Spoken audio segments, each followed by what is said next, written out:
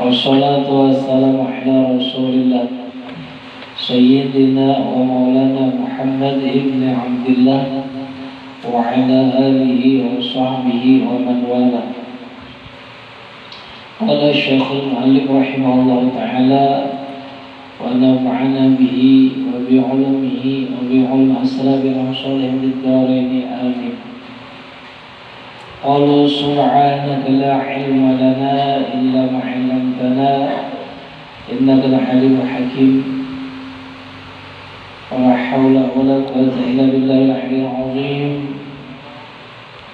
Rabbi shrah li sadri wa yassir li amri wahlul 'uqdatam min lisani yafqahu qawli wa zaddid lisani wa hadi qalbi bi'aqli sayyidina Muhammadin sallallahu alaihi wa alihi wasallam. Yasturakum ya ahla darak wa ya ahla batin wa ya ahla an-nadha wa ya ahla an-nur wa at-ta'allum wa at-ta'lim wa at-tadhakkur wa tadhkir wa naf'a wal intifa' wal ifad wal istighfar wal istibadah wal hadd ala tamassuk bi kitabillah wa sunnati rasulih wa ad-du'a ila al-huda wa ad-dalalah ala khair ibtigha wajhillah wa radati wa qurbihi Al-Tawbi subhanahu wa ta'ala amma ba'd.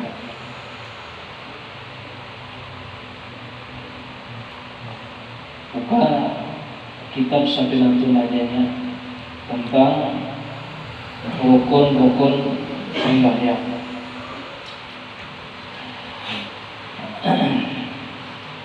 Al-Khamis yang nomor 5 daripada segala rukun-rukun sembahyang. Ar-ruku'u yaitu ruku. Ruku itu kalau istilah bahasa kitanya membungkuk atau menunduk. Nah, minimal paling sedikit ruku itu seseorang yang berdiri minimalnya membungkuk sekira telapak tangan terhadap perawakan tubuh seseorang yang sedang itu menyentuh dua juntuh. Ini perawakannya sedang, perawakannya tidak terlalu berlebihan dan tidak terlalu kurang. Artinya tuh tangan tuh standar lawan tubuh. Kadang orangnya halus tapi tangan panjang. Kadang atau misalnya orangnya tinggi, perawakannya tinggi kenal tapi tangan handap, tidak. Maksudnya tangan ini sesuai kadar daripada bentuk fisik tubuhnya. Nah, telapak tangan ini saya kira menyentuh dua lintut ketika menunduk. Jika menunduk itu minimalnya ruku. Nah, paling lengkapnya ruku seseorang itu ketika membungkuk dia meratakan punggung beserta penggulung dan kepalanya. Kalau diumpamakannya seperti sebuah papan, nah, rata. Jadi kepalanya kada terlalu benar, tidak pula ke atas ini kepala. Ini kan ada apa? Nah, apalagi sejajar mengenai papan. Itu diantara lengkapnya seseorang ruku. Dan diantaranya lagi kesempurnaan ruku di dalam sembahyang adalah seseorang laki-laki ataupun perempuan itu meluruskan rukbatayhi dua lintut. Nah, artinya kadang potongan ke jongkok ada dua atau potongan pena kayak apalah maksudnya itu. Taunya lurus mang tegak lintuhut non batis apalagi pagalangan batis tegak. Ibarat contoh tuh nah ini ada nang kayak ini enggak? Itu kan tegak jujur. Saya kira peribahasanya dikaitkan kada apa langsung. Nah tegak, isip jajanan. Di antaranya pula kesempurnaan ruku itu mengikuti dua lingkup dengan dua telapak tangan. Artinya tangan ini seandainya kata dia tak lingkup itu kan apa? Cuma paling bagusnya telapak tangan ini mengancam dua lingkup. Nah, jadi jemarinya pula ketika mengacak lingkup itu sunnahnya renggang. Jarang, tapi renggangnya sedang, ada terlalu berlebihan. Kenapa jadi harus renggang? Jadi jemari ketika mengacak lingkup supaya kuat inputannya. Coba kamu rapat, tak kurang sedikit kuat, ya kan? Nah, itu kan. Dan sunnah pula ketika di dalam rukuk itu membaca tasbihnya, Subhanallahil azim wa bihamdihi. Membacanya berapa kalinya? Paling sedikit sekali, paling sedang 3 kali, atau mamanya 5. Batas paling banyaknya adalah 11 kali membaca. Masa hendak aja lagi baca, tambahin 3, 5, 7, 9 sampai 11.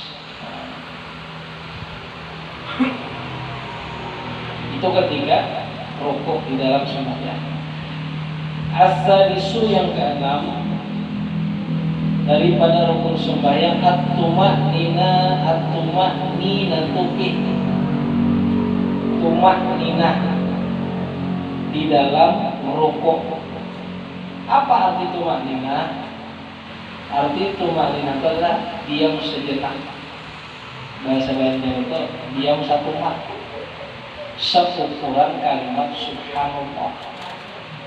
Sekira ketika dia turun ke rukuk, karena sebentar, nah itu tuma'ninah.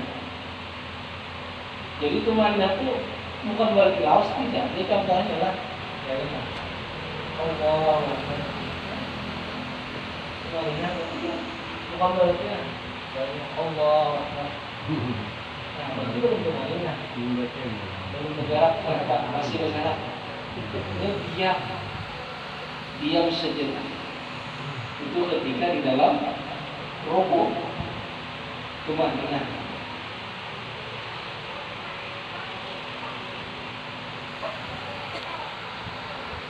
Jadi sekira anggota tubuh ini ketika turun rukuk, dia berdiam tanpa ada gerak.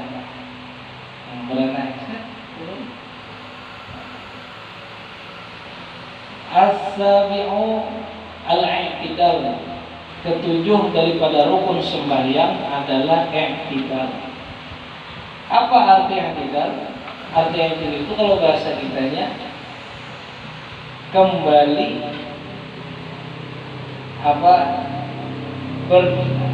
arti i'tidal itu kembalinya seseorang yang rukuk berdiri tegak, berdiri lurus setelah rukuk. Nah, ketika kita angkat daripada rukuk ada i'tidal, sunnatnya membaca sami'allahu liman hamidah. Nah, ketika sudah i'tidal, disambung membaca apa? Yang biasa dibaca Rabbana lakal hamd mil'as samawati wa mil'al ardi wa mil'a ma syi'ta min syai'in wa'bud. Itu setelah i'tidal. Jadi ketika mengangkat untuk i'tidal dari rukuk, membaca sami'allahu liman hamidah, berdiri tegak, berdiri lurus setelah rukuk, lalu membaca Rabbana lakal hamd, seterusnya sampai habis. Dan jangan bala-bala i'tidal, dikarenakan i'tidal ini adalah rukun qasirun, rukun yang pendek. Dia tidak terlalu lama, kecuali seseorang dituntut berlama-lama i'tidal ketika sembahyang tasbih. Lamunnya sengaja berlama-lama atau balawas-lawas di dalam i'tidal, tahu hukumnya sangkan tidak boleh, menyengaja maka sembahyangnya itu rusak alias batal. Bila berlawas-lawas i'tidal, yang mana i'tidal berlawas tadi tidak dituntut karena disuruh. Lain halnya misalnya i'tidal seperti sembahyang tasbih, karena kita diperuntukkan membaca tasbih ketika i'tidal di dalam sholat tasbih. Ngertilah? Nah, tetap. Berikutnya az-zamin at-tumaninah, tupih bertumaninah di dalamnya, di dalam i'tidal. Kenapa dia berdoa? Sami Allahu liman hamidah. Nah, adalah Sami Allahu liman hamidah, kacawai tangan. Bahu yang perju kacawai, bergerak-gerak. Nah, berarti kita bertumaninah namanya. Nangar tumaninah tadi, anggota tubuh ini berdiam tetap tanpa ada gerak sedikit pun, dan waktu itu sejenak, sekedar bernapas atau sekedar mengucap kalimat subhanallah, sami Allah liman hamidah. Nah, jadi tak Rabbana lakal hamd. At-tasi'u yang ke-9, as-sujudu marratain, sujud sebanyak 2 kali. Ini dua termasuk daripada rukun sembahyang. Sujud ini disunatkan kita bagi orang yang sehat atau tidak ada halangan atau yang sebagainya, disunatkan turun, didahulukan apa? Lindungan. Tuhut, setelah itu tangan, setelah itu berbarangan dahi bersama hidung. Itu sujud. Turun dan alihkan belakang. Dan ketika kita sujud, disunatkan memperbanyak doa. Doa apa aja? Nah, kenapa? Karena dalam sebuah hadis Nabi Sallallahu Alaihi Wasallam, aqrabu ma yakunul 'abdu min rabbih ay min rahmati wa 'afwihi wa huwa sajidun fa'akthiru du'a fi sujudikum. Paling dekatnya seorang hamba dengan rahmat dan keampunan Tuhannya adalah ketika sujud. Kedekatan seorang hamba dengan rahmat dan keampunan Allah adalah ketika waktu sujud. Maka mengapa? Perbanyakilah ketika sujud itu berdoa. Doa apa? Doa kebaikan dunia maupun akhirat. Misalnya lebih-lebih ketika sujud terakhir, Rabbana atina fid dunya hasanah wa fil akhirati hasanah wa qina adzabannar. Atau ihdinas siratal mustaqim misalnya. Dan macam-macam. Terlebih-lebih ketika dia sembahyang sendiri atau imam atau maksud yang makmumnya itu terbatas, itu aja makmumnya, itu bagus dibanyaki doa ketika sujud. Nah, karena kedekatan seorang hamba dengan rahmat dan keampunan Tuhan adalah ketika sujud tersebut.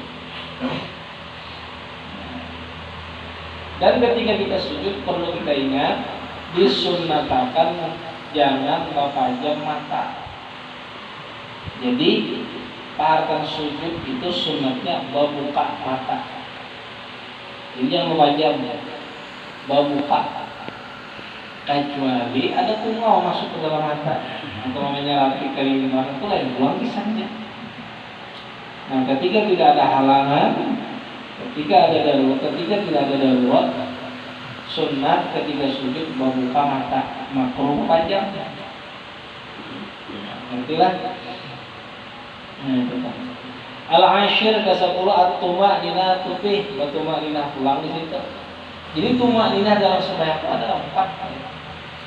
Ketika rukuk, ketika i'tidal, ketika sujud. Nah, sebutin lagi belum? Yalah. Nah, dan tumaninah di dalam sujud itu termasuk rukun pula. Al-hadi asyar al-julusu baina sajdatain, duduk di antara dua sujud. Duduk di antara dua sujud. Sunnatnya ketika duduk di antara dua sujud itu iftirash. Bahasa kita tuh duduk bahasa lempok, bata lempok, yang dari duduk bersimpuh. Iftirash bahasanya. Nah itu sunat maka itu. Bahasa Arab boleh itu? Silahkan. Tapi paling bagusnya iftirash, duduk bersimpuh. Waktu ketika kita duduk di antara dua sujud, sunat membaca yang biasa dibaca oleh orang lain. Apa doanya duduk di antara sujud? Rabbi firli. Itu bagus, benar doanya. Rabbi firli, ya Allah. Apa artinya kan? Ampuni, tutup segala dosa-dosa ulun, dan ampuni dosa nang pacangan ulun dewi. Warhamni, jangan bercakap-cakap baca. Oleh orang nujurkan lezumnya binawi apa? Diresapi, direnungi artinya.